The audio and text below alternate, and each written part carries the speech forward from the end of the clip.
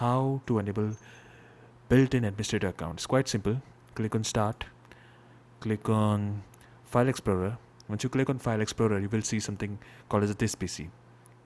Now you can click on this PC, and you can click here on the Manage if you want, or you can just right click on this PC and you will see something called as Manage. Once you click on Manage, go to maximize this window first, go to Local User and Groups.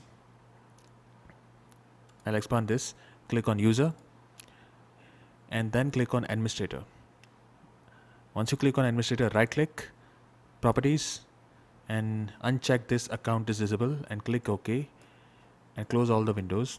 Now if you go to Start menu and click on your accounts, you will see that there's an administrator over here. Now I'm not going to go to that administrator because it will create a lot of issues for me.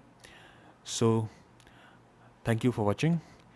Click like, dislike, and subscribe to the channel. Thank you.